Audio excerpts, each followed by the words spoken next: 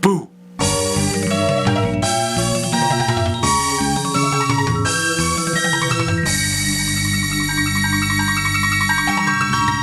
Hey, welcome to the Halloween edition of Scale Model Addict. I'm Scott Gervin, but you don't know that because I'm wearing a mask, because it's Halloween. We got a couple of kit reviews.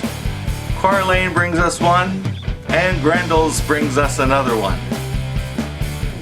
Work in progress picks from those 3 group builds. And AKE is bringing us a really cool interview with the good folks over at Pegasus Hobbies. Alright, so let's get on with it. Generals, as you know, we've got a problem. These war machines have started showing up all across the world, devastating our forces. Now, we have been able to secure a breakdown of what these ships are actually made of, from the devastating heat ray to the force beams in the wings, and their eventual objective, our own planet, the Earth. The breakdown is actually pretty basic. I mean, it doesn't look like a lot goes into these ships, but bear in mind we haven't been able to take a good close look at the full-sized ones. This breakdown has been made up by our scientists based off what little data we've been able to gather. The main body, which houses some form of anti-grav system, has a set of lenses that provide both the apertures for the anti-gravity as well as what apparently is a main sensor of some kind, and the force beams in the wingtips. The most devastating part of this ship, however, is the heat ray, which has been known to cut through even the strongest of our armor. Now, heat ray housing is attached to a long, flexible neck that swivels in the top of the ship.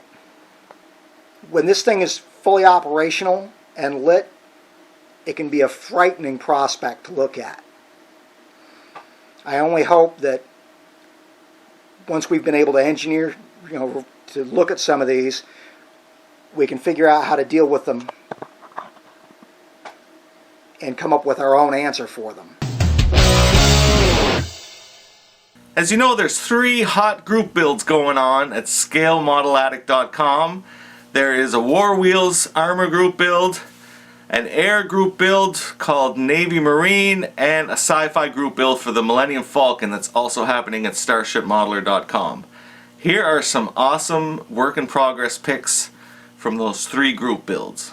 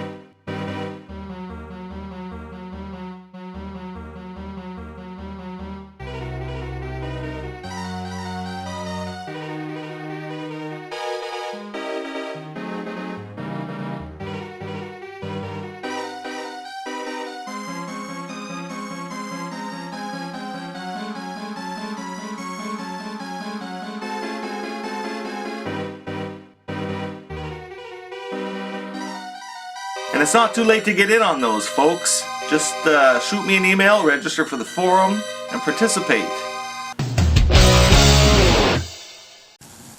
Hello, good evening. My master bid me show you what he wants on this little Halloween review of the War of the Worlds Martian kit. This is for your viewing pleasure, and my master's lest he whip me for disobedience. I may not have that tonight. So let us begin by looking at what you get in the Pegasus War of the Worlds Martian kit. So we open the box, and inside you find one bag of pieces and a monstrous set of directions. It is 1 page in length with a painting guide on the rear, so you may make it look as spooky as the movie. So let us open the bag and see what we have inside our Martian kit. Pieces everywhere. Not good if you want to put it together.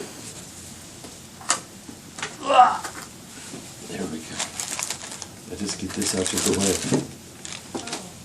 Alright, first off, the base for the War of the Worlds kit. It is molded in clear, so you may put lighting through the bottom if you wish. And the Martian himself is finely detailed. Very finely detailed. And not in many pieces. This will be a quick build. This one is more about the paint than the build. You come with 4 arms, so you may pose your Martian in any way you wish. In creepy, creepy ways. To make your master proud and happy, if you will. It comes with the wrecked Martian eye, so you may put it on the ground and make it blink and glow in many ways. It also comes with the open book for the diorama, another book for the diorama, and the broken part of the Martian eye, with clear parts for both eyes on both Martians, so you may light them and make them glow. Well, this is my review of the kit. It is now time for me to get working on my model. And thank you for the review, and hope you enjoyed. Thank you, Quarlane, and thank you, Grendels, for those reviews. They are Sproooktacular.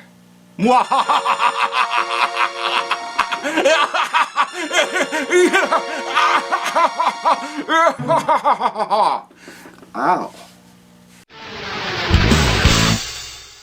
Modelers Alliance is a great website for all things scale modeling. They've got a really busy homepage that always has lots of cool reviews and site updates posted to it. They've got a forum with a lot of members that are posting stuff in all kinds of genres.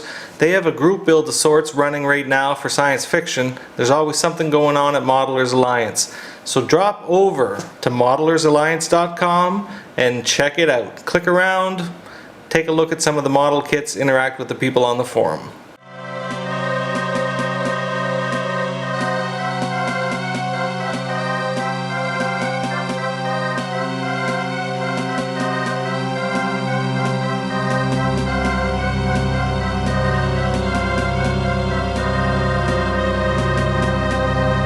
Just a quick reminder for everybody in the Millennium Falcon group build, you can still get some awesome lighting strip from modelersbrand.com.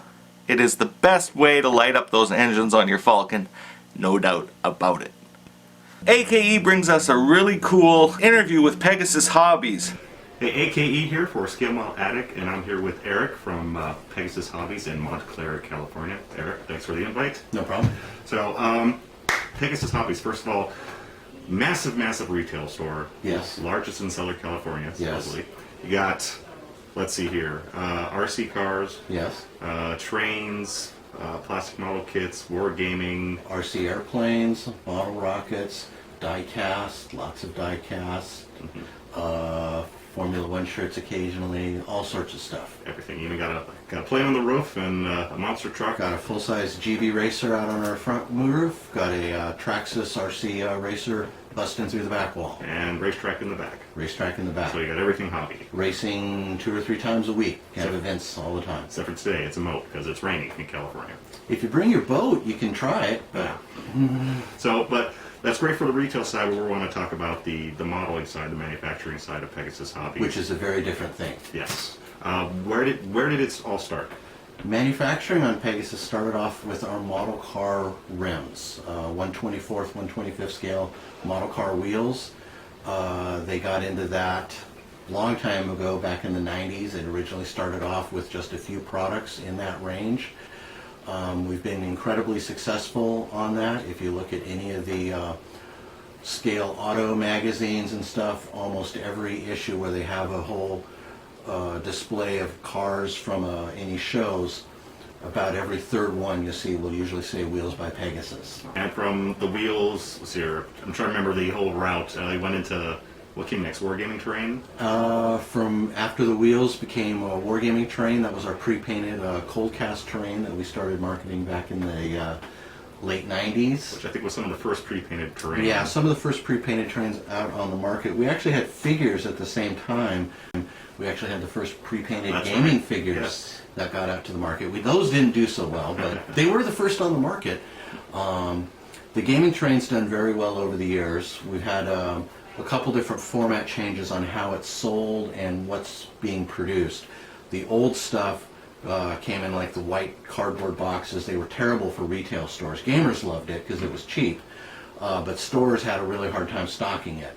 Excellent. So let's move on to the model kits because that's mainly what we're here to talk about. So was the mouse the first one? The mouse was our first kit that we came out with. Yes. Yeah, the German mouse tank. We did a lot of research on that one. Larry, the owner here, he's taken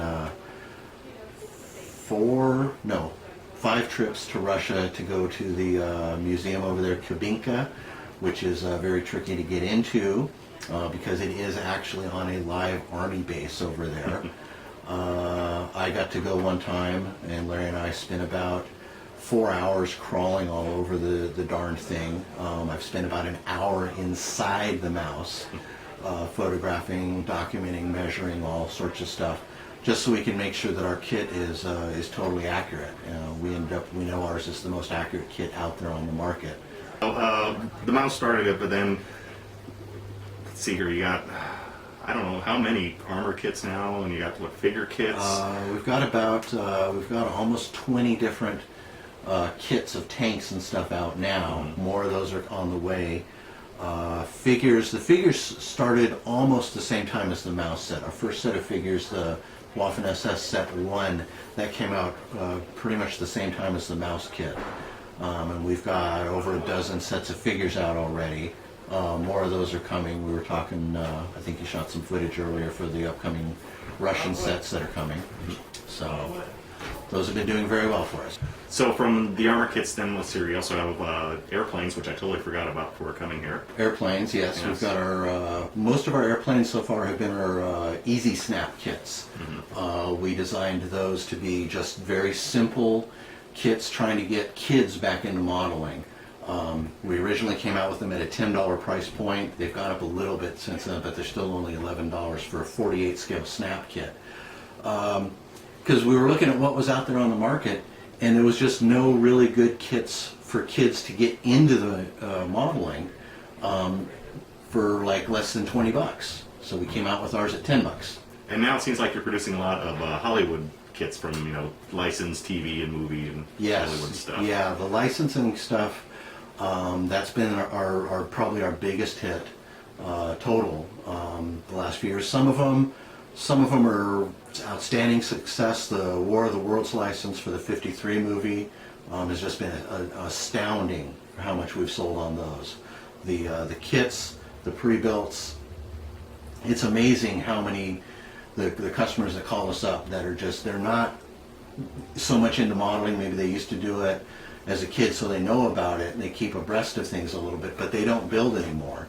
And so they saw our War of the Worlds kit and they just like lost it and just, you know, were goo goo gaga over it. There's a lot of those people out there. So Galaxy Quest was well received. A lot of people loved it, but it wasn't the financial success that War of the Worlds was now. What else we have? We got the My Favorite Martian, Relic, When Worlds Collide. When Worlds Collide. When Worlds Collide has been a very surprise hit for us. We had a lot of people asking about it when we first came out with War of the Worlds, because the War of the Worlds and When Worlds Collide, they're done by the same director, George Pal. He did a whole string of sci-fi movies in the 50s. And so we looked into it. We found, well, we can get the license for it, and that one's worked out good. My Favorite Martian, they actually approached us. We looked at it and said, well, yeah, let's do it. And well, it's been very successful. Okay, when it comes to making the Hollywood kits, how does that work? Do you approach them? They approach you? Do you have an idea of what you want to produce? It works a little bit both ways. Like I said, on My Favorite Martian, he actually approached us. Most everything else, we've approached the studios. And it usually works out to where it's very rare that the studios will just license one property. It's almost always a package of a couple things that go together. For example, on War of the Worlds, it was packaged with Galaxy Quest, and like that. So at that point, did they give you any materials to work from, or are you on your own? Sometimes they will give us stuff to work with. Sometimes they don't have anything to work with. Or like with My Favorite Martian. My favorite Martian. They had that one was very little. They didn't have the ship lying around still. No. But most of these, most of the time, the licensing people will know who to contact, and they'll say, well, you should talk to this person. You should talk to this person. With the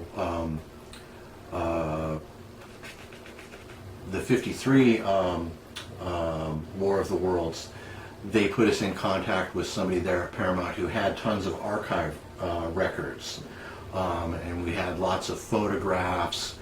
There weren't any line drawings for the ship, but in going through the archive of photographs, one of the photographs in the background of the wall, they had a blueprint of the ship up there on the wall. So Scott was able to pull that out, digitally correct it for the angle and stuff. So that's why ours is so good. So when building a model, what's the whole process? Where does it start? It varies on the project. For a project like this, one of our, what we call our Panzer 46 line of tanks, where these are all hypothetical tanks, these never got built in the first place. We start off with reference drawings on what was actually designed for the tank. We look at whatever books have information on these hypothetical tanks, and we start off with usually scratch building, like a basic form. This is an E10 that got started, hasn't been finished yet, and that gets your basic block form. And then I scratch build that up with all the detail bits. This is the original pattern for our Schwerer Kleiner Panzer. And these are done in 35th scale just because it's an easy scale to work with. I can size things off of existing kits for little bits and stuff. So, and it's basically just a full scratch build model. If you've ever scratch built a full model, it's basically the same process, although you have to keep in mind certain things with the design for production eventually. This is what gets taken over to China. The factory goes through, does more additional work on it, comes up with resin copies of it, and they use these to fill out their internal forms. They put all the wedges in here for parts fitting. They'll later on go through and add all the attachment points for the various things. And then this is what gets pantographed down into the tooling to produce the final 72nd scale kit version of it. So you said you had parts from different kits, so you're almost building this kind of like they originally built like the Star Wars models. They took like armor kits to build like the Millennium Falcon. You're kind of doing the same thing. Very much similar. This is the Jaguarundi flak tank that I built. The hatch there, that's from a Panther. The raising and lowering elevation piece in there is actually the Panther road wheel, because it worked out to about the right size. The roof hatches here actually came off a T34 because they were sized about the right size. The exhaust there is off of a mouse kit, but it's been modified because it didn't need to be so big. The suspension element that I made is off of a elephant kit, because I wanted the suspension to be similar, to look like a Porsche style one, but once again it's been reduced down and made smaller. And I only have to build one of these things because they cast them in resin and get a lot more of them. So I don't have any test shot sprues of the Schwer Kleiner. It's somewhere, but I can show you test shot sprues of our upcoming Tiger 2. This is further along in the next stage of what we get from the factory. And these we have to go through and check for fit, make sure all the attachment points for, like, whatever, the upper lower hull in this case, the turret halves, make sure everything lines up properly. There's always, at these early stages, there's always going to be sinkholes, and there's always going to be areas of the tool that is kind of muddy looking. And that's because when the factories are first running the test shots out of the machine, they're spraying like tons of mold release in the tooling, because they don't want anything to hang up on the tooling. So sometimes we have to work through that. You can see the detail on the road wheels here. That's something that's needs to be fixed. This one's actually already been fixed. I just don't have the second generation test shots. This is actually a first generation test shot on this one. And you can tell from the color that they sometimes come back from the factory in funky colors. We get it. What test shots are run with whatever's in the machine at the time. So then the test shots can go through 2 or 3 rounds of corrections. Some kits, like our German Army truck that we did, was super easy. That went through 1 round of corrections and boom, it was done. They just knocked that one out of the park. Other ones will take like 4 or 5 rounds of corrections. It depends on the kit. Sometimes we get lucky, sometimes we have to fight them. So, okay, figures are done a little bit differently. What Tony's showing you here is our upcoming Russian mortars and heavy weapons teams. This is the set that's going to be photographed for the box art and used for display. And the man here is not really strong. He's not holding up the Maxim. He goes on the earthen embankment. It's just there at the moment. But for figures, we start off by looking at the reference material, books, photo magazines, that type of stuff. And from that we get the master sculpted up. We usually get most of our masters sculpted in 18th scale. This is a resin copy of one of our masters from our 1939 German set. And certain things they will mass produce. They'll cast up a bunch of helmets, they'll cast up all the equipment bits for the various guys. They'll sculpt the basic body form, sculpt with all the uniform details on, and then they go through and put the equipment on, sculpt in anything for fill areas that they know that they're going to need. We try to have as little fill on our figures as possible, which is why they're usually multi-pose. This guy here, his arm is obviously separate, and I don't know where that is at the moment. We go into the test shots. They get tooled down, they get pantographed down to 1/72nd scale. And once again we go through the test shot procedure, where the first generation test shots usually are pretty rough. These are actually 4th generation test shots. And I can tell that at a glance because all the little rifle straps are filled in, the bipods on the machine guns are all there. But these still are test shots, and you can tell by having the little twisted bits on the thing. And that's because, once again, they're shooting a ton of mold release into the tooling, because they don't want anything to get stuck in there. These are still a little bit flashy. They're a funky color, but they're better than the clear ones. The clear ones are really cool to look at. They're kind of neat for lighting effects, but man, these are very difficult to clean seam lines up and paint and things. Where do you go from here? What's next? What's next? What can you share? What can I share? Well, you're about 2 weeks too early. Oh. The big iHobby show is showing up in about 2 weeks. We've got a bunch of things that we're going to be announcing there. I've shown you a couple things that were going around. Dragon Slayer, we're working on a kit for that, that we've talked about. We'll have pictures of that at the iHobby show. We've got more of our sets of figures coming out. We've got more model car rims coming out. So you're still more tanks. So even though you just, it seems like lately you've been releasing all the Hollywood kits. You're still doing armor and everything else. Still doing all that stuff. There'll be more Hollywood kits. Okay. The next big thing from Hollywood will be our Tarzan kits. We're going to do a couple Tarzan.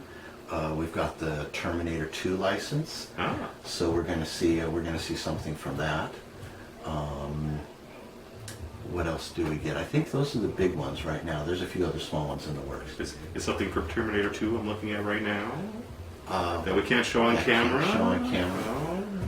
All right, thanks, Eric. Thank you to Pegasus Hobbies, and Scott, back to you. Okay. Okay. Oh wait, it wasn't on.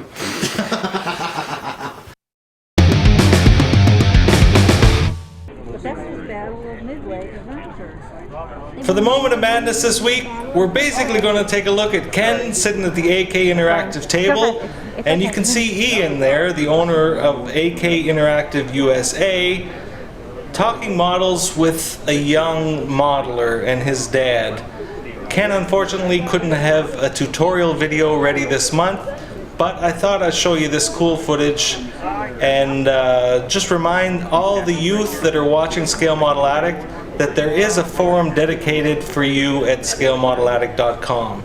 So sign up and come show us your builds, and some of the veterans over there would be more than happy to give you some tips, but chances are you'll teach us old guys a thing or two.